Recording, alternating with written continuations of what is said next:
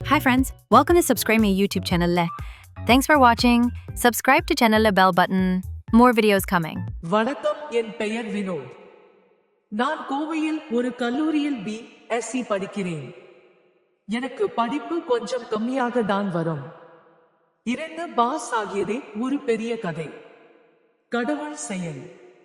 என் அப்பாவிற்கு உள்ள பெயரால் நான் ஒரு நல்ல கல்லூரியில் சேர வாய்ப்பு கிடைத்தது. நான் பள்ளி பருவத்திலேயே காதல் வாழ்க்கையில் இருந்து இருக்கிறேன். அதனாலேயே நான் என் படிப்பை கோட்டை விட்டேன். எனக்கு ஆண்டிகள் மேல் ஒரு தனி பிரியம் உண்டு. ஒவ்வொரு ஆண்டிகளையும் நான் கண்ணாலேயே கற்பழிப்பேன். அதுவும் என் பள்ளி பருவ காலத்தில் என் ஆசிரியரை நினைத்து பல நாள் கை அடித்து இருக்கிறேன். நான் கல்லூரி சேர்ந்த காலத்தில் எனக்கு கொஞ்சம் பயமாகவும் படிப்பதில் கொஞ்சம் கஷ்டமாகவும் இருந்தது. போக போக பழகி என் கல்லூரி ஆசிரியர்களை நினைத்து கை போட ஆரம்பித்தேன். வாழ்க்கை இப்படியே போய்கொண்டு இருந்தது. செம் எக்ஸாம் வந்தது. நான் குறிப்பிட்ட ஒரு பாடத்தில் மட்டும் பெயில் ஆகிக் கொண்டே இருந்தேன். என் அப்பா என் மேல் பேரும் கோபத்தில் கத்திக் கொண்டே இருந்தார். என் அம்மா எப்போதும் போலவே என் மேல் செல்லம் அதிகம். ஒரு நாள் என் அப்பா என்னை திட்ட, நானும் கடுப்பாகி திட்ட என் அப்பா அடித்து விட்டார். நான் அழுது கொண்டே வீட்டை விட்டு வெளியே சென்று விட்டேன். இது வழக்கமாக நடப்பதுதான். இரவில் வீட்டுக்கு வந்து விடுவேன்.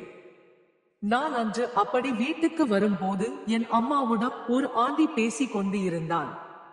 நான் பேசாமல் என் ரூமுக்கு செல்ல என் அம்மா என்னைய கூப்பிட்டு அவருக்கு அறிமுகம் செய்து வைத்தார். நான் இவங்க யாரு என்று என் அம்மாவிடம் சைகையில் கேட்க, இவங்க நம்ம வீட்டு மாடிக்கு புதுசா குடி வந்து இருக்காங்களாம் தான் சொல்ல. நானும் அவங்களை பார்த்து லைட்டா சிரித்து கொண்டு, நான் போய் தூங்குறேன், அம்மா சாப்பாடு வேண்டும்னு சொல்லி கிளம்பினேன். மீண்டும் என் அம்மா என்னைய அழைத்து, இவங்க உன் காலேஜ்ல தான் நான் டீச்சர் சேர்ந்து இருக்காங்கன்னு சொன்னதும் நான் அப்படியே நின்று அவங்களை திரும்பி பார்த்தேன். ஆமா தம்பி, நான் பிசிக்ஸ் டீச்சர் உங்க காலேஜ்ல தான் ஜாயின் பண்ணி இருக்கேன் அப்படின்னு சொன்னதும் எனக்கு தூக்கி வாரி போட்டது. நான் எப்போதும் பெயில் ஆகும் சப்ஜெக்டும் அதுதான். என் அம்மா என்னைய பார்த்து சிரித்து கொண்டே, சாருக்கு அந்த சப்ஜெக்ட் தான் சுத்தமா வராதுன்னு சொல்லி என்னைய பார்த்து சிரிக்க, நான் ஒகே மேம், நம்ம நாளைக்கு காலேஜ்ல பார்க்கலாம்னு சொல்லி கிளம்பினேன். மேம்லாம் காலேஜ்லயே இருக்கட்டும் பா, இங்க நீ என்னை ஆண்டினே கூப்பிடுன்னு சொல்லி அவள் வீட்டில் காய்ச்சற பாலை என்னிடம் கொடுத்தாள். நானும் குடித்து விட்டு என் ரூம்க்கு போய் தூங்கினேன். மறுநாள் காலை நான் ரெடி ஆகி சாப்பிட அமர்ந்தேன். என் அம்மா சாப்பாடு வைத்தபடியே, வசந்தா ஆண்டியையும் உன் கூட கூட்டிட்டு போடா, அவங்க ஸ்கூட்டர் நாளைக்கு தான் வருமாம், இன்னைக்கு மட்டும் கோச்சிக்காம கூட்டிட்டு போடான்னு சொன்னதும், என்ன விளையாடுறீங்களா, அதெல்லாம் கூப்பிட்டு போக முடியாது, வேணும்னா என்று சொல்லி முடிப்பதற்குள் அந்த ஆண்டி எங்கள் வீட்டுக்குள் வர நான் என்னையும் அறியாமல் எழுந்து நின்றேன். தம்பி, அதெல்லாம் ஒண்ணும் வேண்டோம் பா, நீங்க காலேஜ்ல வச்சுக்கோங்க இது எல்லாத்தையும்னு சொல்லிவிட்டு, தம்பி இன்னைக்கு மட்டும் என்னைய காலேஜில் கொண்டு போய் விட்டுடுறியா என்று கேட்க, என்னால் மறுப்பு எதுவும் சொல்ல முடியவில்லை. நான் சரி என்று சொல்லி ஐ எடுத்தேன். அவளும் ஏறி அமர்ந்தாள். நான் யாமாஹா மெட்ரிக்கின் தான் வைத்து இருக்கிறேன். சீட் ரொம்ப சின்னதா இருக்கும். அவள் கொஞ்சம் உட்கார சிரமப்பட்டு என்னைய மிகவும் நெருங்கி அமர்ந்தாள். என் அம்மா என்னைய பார்த்து சிரித்து கொண்டே, பார்த்து கூட்டிட்டு போடான்னு சொல்லி ஆசைதான். நான் அவளை உரைத்து கொண்டே வண்டியை வெளியே எடுத்தேன். எங்க வீட்டுக்கும் காலேஜ்க்கும் இடையே 20 கிலோமீட்டர் இருக்கும். அவ்வளோ தூரம் இவங்க கூட எப்படி போறதுனே தெரியாம பொறுமையா வண்டி ஒட்டி கொண்டு போனேன். அந்த ரோடு ரொம்ப அழகா இருக்கும். அப்போ 1-2 வண்டி வரும். அதனாலேயே நான் பைக்கில் இந்த ரோடில் போக ஆசைப்படுவேன். அப்படியே மெதுவாக சென்று கொண்டு இருக்கும் போது அவள் இடம் பார்த்தாம என்னைய நெருங்கி அமர்ந்து கொண்டாள். அவள் காய்கள் என்னைய உரச தொடங்கியது. நான் கொஞ்சம் இடம் கொடுத்து முன்னால் நகர அவளும் தேங்க்ஸ் பானு சொல்லி கொஞ்சம் சாவகாசமாக உட்கார்ந்து கொண்டாள். திடீர் என ஒரு ஸ்பீட் பிரக்கர் வர அவள் என் இடுப்பை வளைத்து குடித்து விட்டாள். நான் கூச்சத்தில் நெளிய தம்பி சாரிப்பா, எனக்கு சப்போர்ட் இல்லை, அதான் குடித்து விட்டேன்னு சொல்லி அவள் காய்களை என் மேலே அழுத்தி கொஞ்சம் நகர்ந்து அமர்ந்தாள். பரவா இல்லை ஆண்டின்னு சொல்ல அவள் சரிப்பா பொறுமையா போனும் சொல்லி கொண்டாள். அப்படியே என் மேல் அவள் காய்கள் ஒரு 20 முறைக்கு மேல் பட்டு இருக்கும். நாங்கள் காலேஜ் வந்து அடைந்தோம். எனக்கு காலேஜ்ல இருக்கும் போது எல்லாம் இதே நினைப்புதான். அவள் பார்க்க மாநிறம், வட்டமுகம், கொஞ்சம் பெரிய முல்லை, வளைந்து நெளிந்த இடுப்பு, தொப்பை இருப்பதாக தெரியாது. அவள் சூத்து கொஞ்சம் பெருசு நடக்கும் போது ரசிக்க ஏத்த சூத்து, நல்ல கொம்முன்னு இருப்பாள். அவள் எனக்கு பாடம் எடுக்க என் வகுப்பறைக்கு வந்தாள். நான் அமர்ந்து இருப்பதை பார்த்து லைட்டா சிரித்துவிட்டு தன்னை அறிமுகப்படுத்திக் கொண்டாள். பின் பாடம் எடுக்க தொடங்கியது படியே அப்போ அவள் என்னைய பார்த்து சிரிப்பாள். அருகில் அமர்ந்து இருந்த என் நண்பன் தேயி, மாப்பிள இந்த வயசுலயும் எவ்வளோ கொம்முன்னு இருக்கா பாருடா. நாங்களும் வாயை மூடிக்கொண்டோம். கொஞ்ச நேரம் அமைதியாக இருந்த என் நண்பன், டேய் மாப்பிள நம்பள பேசக்கூடாதுன்னு சொல்லும் போது அவள் காய்களை பாத்தியா டான்னு என்னைய கேட்க, டேய் மாப்பிள சும்மா இருடா என சொல்லி நானும் அமைதியாக இருந்தேன். காலேஜ் முடிந்து நான் ஸ்டாப் ரூமுக்கு போனேன். அப்போ அவள் கிளம்பி ரெடி ஆயிருந்தாள். நானும் அவளை கூட்டிக் கொண்டு என் பைக் நிற்கும் இடத்துக்கு போனேன். மாலை 4 இருக்கும். பைக்கை எடுத்தோம். அவள் முன்பு போலவே இடம் இல்லாமல் அமர்ந்தாள். நான் கொஞ்சம் இடம் கொடுத்து அமர்ந்தான். அவள் முன்பு கூச்சப்பட்டாள். ஆனால் இப்பொழுது ஸ்பீட் பிரக்கரில் தானாக என் வயிற்றை சுற்றி பிடித்துக் கொண்டாள். சில நேரம் இப்படியே கூட வந்தாள். ஒரு 5 கிலோமீட்டர் வந்து இருப்போம். தம்பி ஏதாச்சும் சாப்பிட்டு போவோமா என கேட்க, முகே ஆண்டின்னு சொல்லி ஒரு ஒதுக்கு புறமான பானிபூரி கடையில் நிப்பாட்டி ஆளுக்கு 1 வாங்கி சாப்பிட்டு கொண்டு இருந்தோம். அப்போ நான் அவளிடம் பேச்சு கொடுத்து கொண்டு இருந்தேன். அவள் சொந்த ஊரு திருவாரூர். அவள் கணவன் இவளுக்கு 30 வயது இருக்கும் போது இறந்து விட்டான். ஒரு மகள் அவளுக்கு திருமணம் ஆகிவிட்டது. அவள் லண்டனில் தன் கணவருடன் வாழ்கிறாள். இவள் ஒரு அரசாங்க கல்லூரியில் பணி புரிந்து போதும் என VRS வாங்கி கொண்டு வந்து விட்டாள். கொஞ்ச நாள் சும்மா இருந்தேன். அதுக்கும் அலுப்பாக இருந்தது. அதனால நான் உங்க கல்லூரியில் சேர்ந்து விட்டேன்னு சொல்ல, அதுக்கு நீங்க அங்கேயே இருந்து இருக்கலாம் ஆட்டின்னு சொன்னேன். இல்லை தம்பி, எனக்கு போதுமான அளவு பணம் இருக்கு, சொத்து இருக்கு, ஆனால் நிம்மதிதான் இல்லை. அதனாலதான் நான் அங்கு இருந்து வந்தேன். கொஞ்ச காலம் இருந்தேன். ரொம்ப தனிமையாக உணர்ந்தேன். சரின்னு பழைய வேலைக்கு போவோம்னு குறைச்ச சம்பளமாக இருந்தாலும் பரவாயில்லைன்னு உன் காலேஜ்க்கு வந்துட்டேன்னு, அதுவும் இல்லாம எனக்கு கோவை கொஞ்சம் பிடிக்கும்னு சொல்லி முடித்தாள். கடைசி காலத்தில் நிம்மதியா வாழணும்னு நினைக்கிறேன், நடக்குமான்னு பாப்போம்னு சொல்லி சோகமாக ஒரே இடத்தில் பார்த்து கொண்டு இருந்தான். நான் விடுங்க ஆண்டி, நாங்க தான் இருக்கோம், இது உங்க வீடு மாறி நூ சொல்லி நான் பணம் கொடுக்க போனேன். என்னைய தடுத்து அவள் கொடுத்தான். அப்போ அவள் கைகள் என் மேல் பட்டது. எனக்கு கொஞ்சம் ஒரு மாறி ஆகிவிட்டது. பின்பு பைக்கில் ஏறும்போது என் இடுப்பை பிடித்தே ஏறினான். என் இடுப்பில் இருந்து அவள் கைகளை எடுக்கவே இல்லை. என் தம்பியும் கிளம்பி விட்டான். நான் அதை சமாளித்துக் கொண்டே வண்டி ஒட்டி கொண்டு போனேன். நாங்கள் எங்கள் வீட்டை வந்து அடைந்தோம்.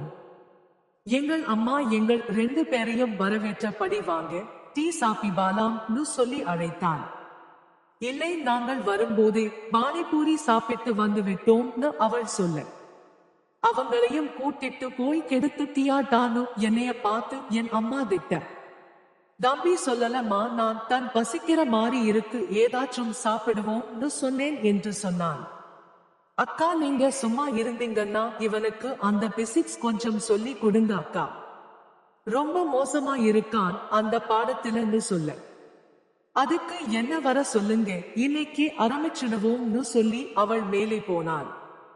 என் அம்மா என்னைய போக சொல்ல நான் குளிச்சிட்டு டீ சாப்பிட்டு பேக்கை எடுத்துக்கொண்டு மேலே சென்றேன். அவள் வீட்டின் கதவு சாத்தப்பட்டு இருந்தது. நான் மெல்ல கதவை தட்ட அவள் கொண்டை போட்டுக்கொண்டு ஒரு கண்ணாடி போட்டுக்கொண்டு நைட்டியில் என் முன்னே வந்து நின்றாள். அவள் பிராபோனா வில்லை போல நல்ல கொஞ்சம் பெருசாக நடக்கும் போது குலுங்கிக் கொண்டு இருந்தது. அவள் என்னைய உள்ளே அழைத்தபடி முன்னே நடந்தாள். நான் சென்று டேபிளில் அமர அவள் கதவை சாத்திவிட்டு உள்ளே வந்தாள். என் அருகில் வந்து அமர்ந்து, இங்க பாருப்பா, பிசிக்ஸ் பொண்ணுங்க மாறி புரிஞ்சுக்கிற வரைக்கும் தான் கஷ்டம். புரிஞ்சுகிட்டா ரொம்ப ஈஸின்னு சொல்லி சிரித்தாள். நானும் சிரிக்க அவளும் சிரிக்க, அவள் சிரிக்கும் போது அவள் காய்கள் அப்பட்டமாக ஆடியது. என் தம்பி விரைக்க தொடங்கிவிட்டான். அவள் என் அருகில் நெருங்கி வர அவள் மேல் சோப்பு வாசம் என்னைய என்னமோ பண்ணியது. நான் அவளிடம் புரியாத பகுதியை சொல்ல அவள் எனக்கு பாடம் எடுக்க தொடங்கினாள். ஒரு 15 நிமிடம் எடுத்து இருப்பாள். எனக்கு ஒண்ணுமே புரியவில்லை. நான் புரியாமல் அவள் முகத்தை பார்க்க, அவள் இங்க பாரு பானு சொல்லி புத்தகத்தில் கை வைத்தபடியே குனிந்தாள். அப்போது அவள் காய்கள் எனக்கு நன்கு காட்சி அளித்தன. என் தம்பி மேலும் விரைக்க தொடங்கிவிட்டான். நானும் கத்தி கொள்ளாதபடி அவள் சொல்லுவதையே கேட்டு கொண்டு இருந்தேன். அவள் எனக்கு பாடம் நடத்தி கொண்டே தன் கைகளில் பென்சில் ஐ வைத்து சுத்தி கொண்டு இருந்தாள்.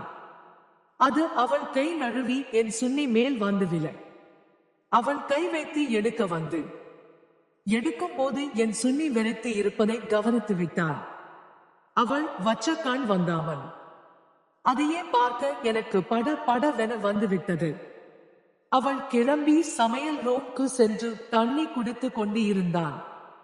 நானும் பின்னாடியே சென்று ஆண்டி சாரி ஆண்டின்னு சொல்ல, தம்பி நீ போயிட்டு நாளைக்கு வா பானு என்னைய பார்க்காமலேயே சொன்னான். எனக்கு கொஞ்சம் தர்ம சங்கட்டமாக போக நான் மீண்டும் சாரி சொல்லிக் கொண்டே இருந்தேன். அவள் கலங்கிய கண்களுடன் என்னைய திரும்பி பார்த்து, தம்பி நீ ஏன் சாரி சொல்ற, உன் மேல என்ன தப்பி இருக்குன்னு கேட்க, இல்லை ஆண்டி எனக்கு உங்களை பார்த்ததும் ஒரு மாதிரி ஆச்சு, அதான் இப்படி ஆகிட்டு சொல்லி மீண்டும் சாரி சொல்ல. அவள் தம்பி உன்னிடம் கேட்பேன் தப்பா நினைச்சிக்காதப்பா. என் கணவன் என்னைய 30 வயசுலயே விட்டு போயிட்டாரு. நான் 20 வருஷத்துக்கு மேல ஆம்பள சுகமே இல்லாம இருக்கேன். இன்னைக்கு உன்னோட அத பார்த்ததும் எனக்கு ஒரு மாதிரி ஆச்சு. நீ எதுவும் நினைச்சிக்காத. உன் மேலையும் தப்பு இல்லை, என் மேலையும் தப்பு இல்லை. இப்போ நடந்ததா முழுசா மறந்துடு சொன்னான். சரி ஆண்டி, நம்ம 2 பேரும் மறந்துடுவோம், நீங்க இப்போ வாங்க எனக்கு சொல்லி கொடுங்கன்னு சொல்லி அவள் கையை பிடித்து நான் கூட்டி வந்து அமர வைத்தேன். அவள் கண்களில் கண்ணீர் வர என் கைகளால் துடைத்து விட்டேன். உண்மையா அவ பாவம் தன்னை நினைச்சு கொண்டே நான் அவளை பார்க்க அவள் மீண்டும் சொல்லி கொடுக்க தொடங்கினாள். நான் அவளை மீண்டும் ரசிக்க தொடங்கினேன். அவள் டே தம்பி கவனின்னு சொல்ல, நான் அவள் குனிந்து காட்டும் காய்களை பார்த்தபடியே கவனித்து கொண்டு தன் இருக்கேன்னு சொல்ல அவள் அதை பார்த்து விட்டாள். டேய் தம்பி எதை கவனிச்சுட்டு இருக்கான்னு என்னைய பார்த்து சிரிக்க நானும் அவளை பார்த்து சிரிக்க மீண்டும் தொடங்கினாள். இந்த முறை நான் அவள் காயை பார்ப்பதை அவள் பார்த்தும் எதுவும் சொல்லவில்லை. நான் அவள் அருகில் நெருங்கி அமர்ந்து கொண்டேன். அவள் எதுவும் சொல்லவில்லை. அவள் முடியை மெதுவாக வருடினேன். அவள் ஏதும் சொல்லவில்லை. அவள் என்னைய திரும்பி பார்த்தாள். நான் அவள் உதட்டை சுவைக்க தொடங்கிவிட்டேன். அவள் முதலில் தடுத்தாள். பின் எனக்கு அவள் ஈடு கொடுக்க தொடங்கினாள். மெதுவாக என்னைய முத்தம் கொடுத்தபடியே அவள் ரூமுக்கு அழைத்து சென்றாள். நான் மெல்ல அவள் நைட்டியை தூக்கினேன். அவள் என் பேண்டை அவிழ்தான். என் முன் அவள் நிர்வாணமாக நின்றான். நான் அவளை கட்டியணைத்தேன், அவளும் என்னை கட்டி அணைத்தாள். இருவரும் உதட்டை மாறி மாறி ருசித்துக் கொண்டிருந்தோம். பிறகு அவளை கட்டிலில் தள்ளி சம்பவம் செய்து முடித்தேன். அன்று முதல் நாங்கள் நேரம் கிடைக்கும் போதெல்லாம் சம்பவம் செய்தோம். காலேஜ் பாத்ரூமில் கூட சம்பவம் செய்துள்ளோம். உங்களுக்கு இது போன்ற சந்தோஷம் தரும் கதைகளை கேட்க வேண்டும் என்றால் நமது சேனலை சப்ஸ்கிரைப் செய்து பின்தொடரவும். Hi friends, welcome to subscribe my YouTube channel.